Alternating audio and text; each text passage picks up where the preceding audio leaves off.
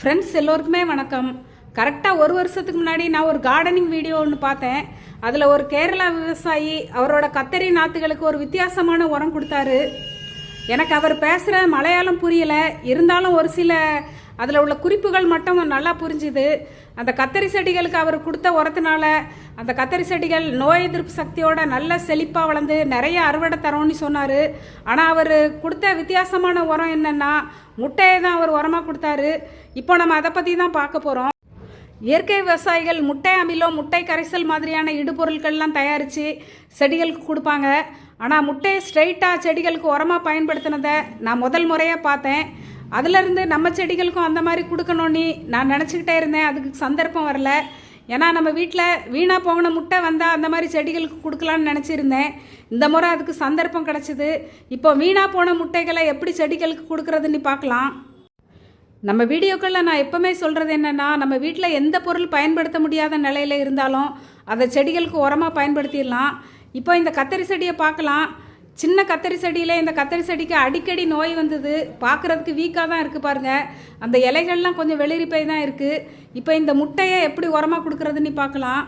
இந்த முட்டையை உரமாக கொடுக்குறதுக்கு முன்னாடி முட்டையில் ஒரு ஓட்டை போடணும்.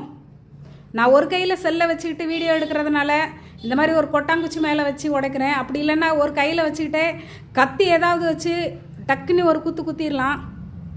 ஈஸியாக ஓட்டை விழுந்துடும். ஒரு சின்ன ஓட்டை போடணும், அவ்வளோதான். இன்னும் கொஞ்சம் பெரிய ஓட்டையாக போட்டுக்கலாம்.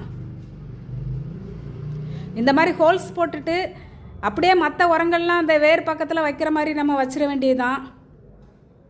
அந்த கேரளா விவசாயி அவர் தோட்டத்தில் உள்ள கத்தரி செடிகள் எல்லாத்துக்குமே ஒவ்வொரு முட்டை கொடுத்தாரு.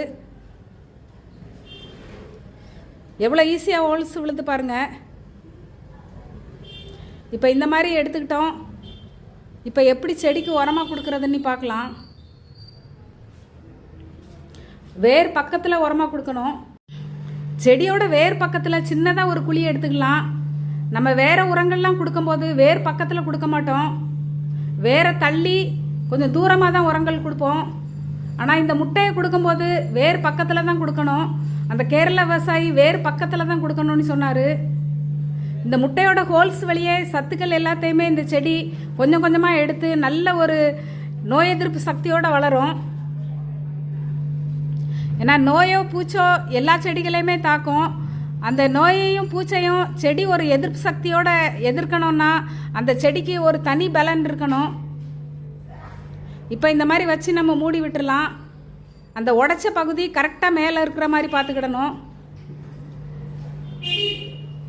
இப்போ மூடிட்டோம். கொஞ்சம் தண்ணி ஊற்றிடலாம். நம்ம எந்த உரம் கொடுத்தாலும் உடனடியாக நம்ம தண்ணி ஊற்றுவோம். இப்போ இன்னொரு செடி இருக்குது பார்த்தீங்களா, அதுக்கும் முட்டையை உரமாக கொடுத்துடலாம். பக்கத்தில் இருக்கிற கத்தரி செடிக்கு நம்ம வீட்டில் ஏதாவது உணவுப் பொருட்கள் வீணாகிச்சுன்னா உடனே செடிக்கு கொடுத்துடலான்னு தான் எனக்கு ஞாபகம் வருது.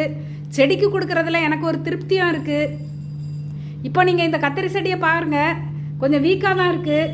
இந்த உரம் கொடுத்து கரெக்டாக 12 நாள் கழித்து இந்த கத்தரி செடியை நான் உங்களுக்கு காமிக்கிறேன். செடி எந்த அளவுக்கு நல்லா பச்சை பசேறி தலை தலைன்னு வந்திருக்குன்னு பாருங்கள். நம்ம முட்டையை உரமாக கொடுத்து 12 நாளுக்குள்ளே செடி எந்த அளவுக்கு குழு குழுன்னு பச்சை பசேல்னு இருக்குன்னு பாருங்கள். இந்த முட்டையை எல்லா செடிகளுக்குமே இந்த மாதிரி உரமாக கொடுக்கலான்னு நினைக்கிறேன். ஏன்னா நான் பிரபல சேனல்கள்லாம் பார்த்துருக்கேன். ஒரு சேனலில் சாமந்தி செடிக்கு முட்டையை இதே முறையில் உரமாக கொடுத்தாங்க.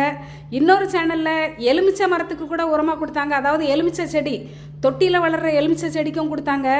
நம்ம எல்லா செடிக்குமே இதே முறையில் உரமாக கொடுக்கலாம். இனிமேல் நம்ம வீட்டில் பயன்படுத்த முடியாத நிலையில் முட்டை இருந்ததுன்னா அந்த செடிகளுக்கு இந்த மாதிரி உரமாக கொடுத்துடலாம்.